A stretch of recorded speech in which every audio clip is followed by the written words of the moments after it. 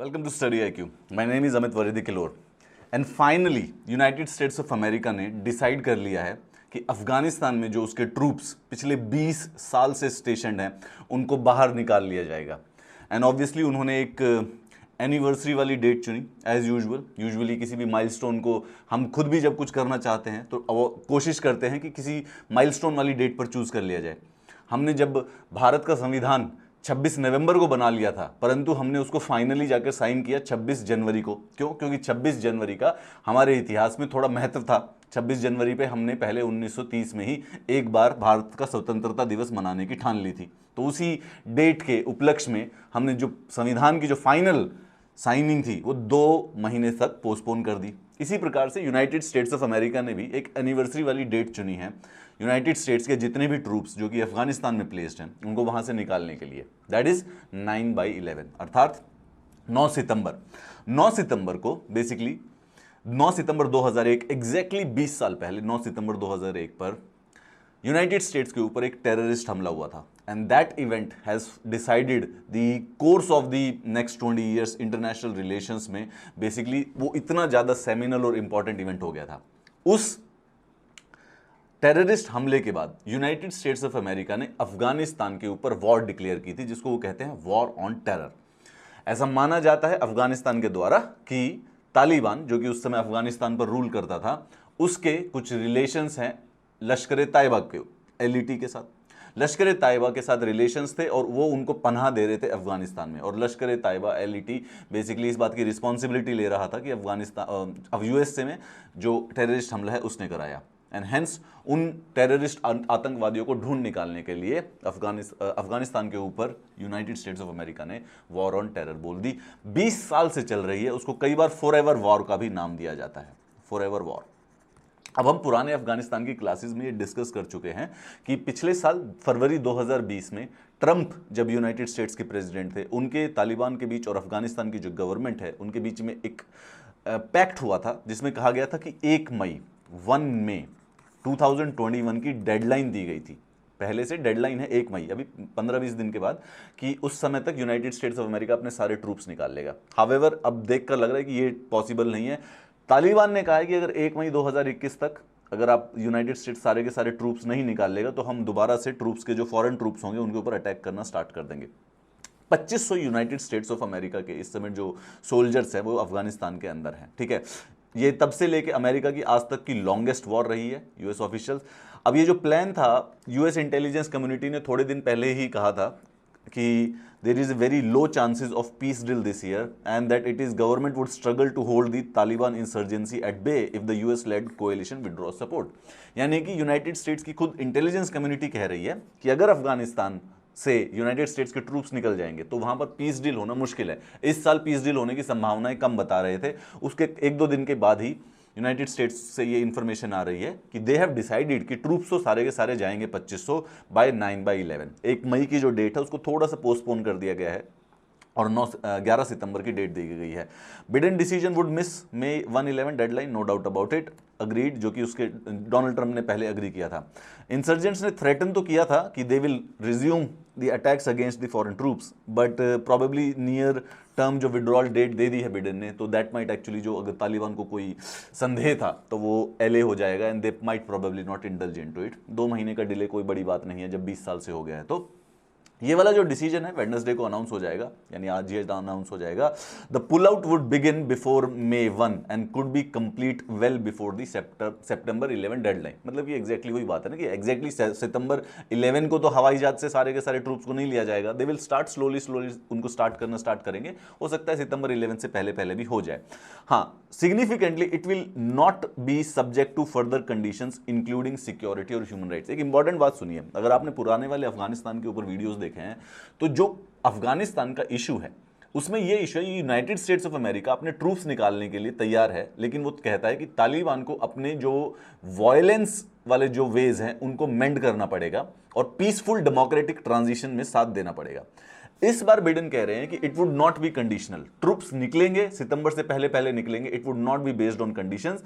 राष्ट्रपति कहते हैं कि जो एक कंडीशन बेस्ड अप्रोच है पिछले जो 2 डेकेड से चल रही है, ये बहुत ज़्यादा सक्सेसफुल नहीं है। ऐसे तो पूरी की जिंदगी मतलब और लंबे समय तक अफगानिस्तान में रहा जाएगा। Hence at this moment there would not be any conditions and US troops will withdraw from Afghanistan from 11th September 2021, before 11th September 2021, at least that is being said by the US President now. US military presence will no longer be decisive in achieving lasting peace in Afghanistan. Afghanistan की जो शांति वार्ता है उसके जितने भी stake holders हैं, जो Afghan government है, नेटो के जितने भी एलाइज हैं, खुद यूनाइटेड स्टेट्स ऑफ अमेरिका है, पाकिस्तान है, ईरान है, रशिया है, चाइना है और इंडिया है, ये सब स्टेक होल्डर्स मिलकर मानते हैं कि अफगानिस्तान की जो पीस टॉक्स है उसमें यूनाइटेड स्टेट्स के ट्रूप्स का वहां पर रहना जरूरी है। However, now there has been a change in approach and President Biden has said कि probably अब यूनाइटेड मिलिट्री प्रेजेंस जरूरी नहीं है पीस अफगानिस्तान में शांति स्थापित करने के लिए। उसके लिए कोई और तरीके बनाए जाएंगे। मिलिट्री सॉल्यूशन से बेसिकली अफगानिस्तान की किसी भी प्रॉब्लम का सॉल्यूशन नहीं है। हम दूसरे तरीकों से जो ऑनगोइंग पीस प्रोसेस हैं उनको एस्टेब्लिश करने की कोशिश करेंगे। अभी 24 अप्रैल को एक इंटरनेशनल अफगान पीस कॉन्फ्रेंस है टर्की में, जिसमें तालिबान ने पार्टिसिपेट करने से मना कर दिया है। अब सवाल यह है कि अभी बिडेन ने बताया है कि 11 सितंबर को बेसिकली वो अपने सारे के सारे ट्रूप्स लगा लेंगे, तो उससे जो नए आने वाली जो एक कॉन्फ्रेंस है इसका क्या रिजल्ट होगा इसके बारे में कुछ नहीं पता है। अफगानिस्तान के साथ इस्तांबुल यानी टर्की के अंदर ये होगी 24 अप्रैल को, जिसमें यूनाइटेड नेशंस और कतार भी इंक्लूडेड है। Taliban said they would not take part in any summits जब तक बेसिकली सारे के सारे फॉरेन फोर्सेस देश से बाहर नहीं निकल जाते। तालिबान इसमें पार्टिसिपेट नहीं करेगा और अफगानिस्तान पीस प्रोसेस में तालिबान का पार्टिसिपेट करना यूजुअली जरूरी होता है। उनके पास इस समय इस प्रकार के स्टेक्स हैं, इस प्रकार की लेवरेज है कि उनके बिना कोई पीस प्रोसेस आगे बढ़ नहीं सकता है। The May 1 deadline, obviously May 1 deadline तो पता चल गया कि अगले 15 दिनों के अंदर अंदर तो बेसिकली यूनाइटेड स्टेट्स के ट्रूप्स नहीं निकलेंगे। बट हाँ, तालिबान को बेसिकली एक तरीके से सांत्वना तो मिल जाएगी कि थोड़ा सा डिले हुआ है, but it is now non conditional. अब कंडीशन नहीं है कोई भी, और यूनाइटेड स्टेट्स ने अग्री कर लिया है कि वो अपने ट्रूप्स निकालेंगे। That might be a good approach to follow now. US officials have also blamed Taliban for failing to live up to the commitments to reduce violence. Some have warned about persistent Taliban links to Al-Qaeda. Al-Qaeda के साथ I think मैंने video में starting में LET बोल दिया था, फिर से रिपीट करता हूं, इट इज इनकरेक्ट। अल-कायदा किसके साथ? USA में जो 11 सितंबर को अटैक्स हुए थे 2001 में, वो अल-कायदा ने कराए थे। आपके लिए एक इंटरनल सिक्योरिटी की और दूसरी क्लास ला रहा था, उसमें LET था, वही मेंशन हो गया अल-कायदा। तो अल-कायदा के क्योंकि रिलेशंस थे तालिबान के साथ, hence United States of America attacked Afghanistan, क्योंकि उनको लगता था कि अल-कायदा के जो आतंकवादी हैं उनको पनाह दी हुई है तालिबान ने अफगानिस्तान के अंदर। That's why it was those ties that triggered US military intervention in 2000। ठीक है, अब the Biden administration has said al-Qaeda does not pose a threat to US homeland now. अब उनको लगता है कि अल-कायदा को उन्होंने डिसमेंटल कर दिया है पिछले 20 सालों में, एंड इस समय यूनाइटेड स्टेट्स ऑफ अमेरिका को अल-कायदा से कोई खतरा नहीं है, और अगर कोई खतरा नहीं है तो उनको अफगानिस्तान में रहने का कोई रीज़न नहीं है। अब जो अफगानिस्तान में रहने का एक ही रीज़न है, अफगानिस्तान की शांति स्थापित करना, वहाँ पर एक डेमोक्रेटिक गवर्नमेंट लगाना। US पिछले 10 साल से ट्राई कर रहा था कि वो इस बात को कंडीशनल रखे कि जब तक अफगानिस्तान में पीस नहीं स्थापित होगी तब तक हम नहीं जाएंगे। बिडेन ने इस अप्रोच को चेंज करने की कोशिश की है, and what they have said is that कि this is unconditional, we are taking out, हम दूसरे तरीकों से पीस प्रोसेस को आगे बढ़ाने की कोशिश करेंगे। Seems like a plan. अगर आपको इस क्लास का PDF चाहिए तो आपको मैं बताता हूं। हाँ, एक और बात बता देते हैं। Successive US presidents have extricate themselves from Afghanistan. Those hopes were confounded by the concerns Afghan security forces, corruption है, resilience of a Taliban insurgency, जिसको वैसे भी पाकिस्तान थोड़ा सा सेफ हेवन देता रहता है रहने धोने के लिए। इसीलिए ऐसा माना जा रहा है कि this must be a difficult decision for the Biden.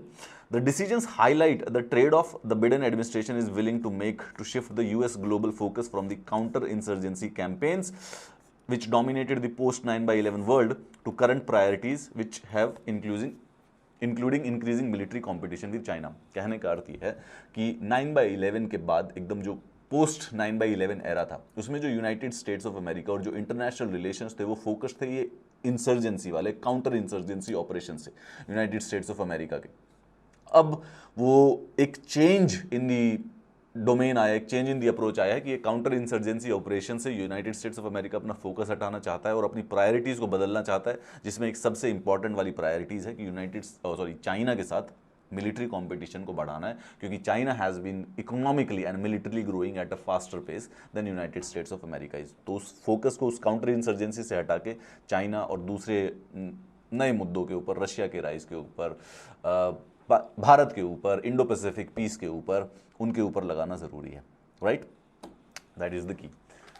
अगर आपको इस क्लास का पीडीएफ चाहिए सो इस टेलीग्राम चैनल पे आपको मिल जाएगा। You will get the PDF and the notification. Moreover, हम इस टेलीग्राम चैनल पर on alternate days voice chat करते हैं to discuss the important current affairs, जहाँ पे आप अपने कुछ इश्यूज, आप अपनी बात भी कर सकते हैं, आप अपनी बात, आप मुझसे डायरेक्ट मुझसे कॉन्वर्सेशन भी कर सकते हैं। So if you are want to get in touch with me तो आप इस टेलीग्राम चैनल को डेफिनेटली ज्वाइन कीजिए। You can also hit me on the social media anywhere. But ये सब चीज़ें बात की हैं, सबसे इंपॉर्टेंट बात यह है कि if you like the video तो चाहे लाइक मत दबाना, परंतु वीडियो के नीचे कमेंट जरूर करना। That is what is the favourite part of my day.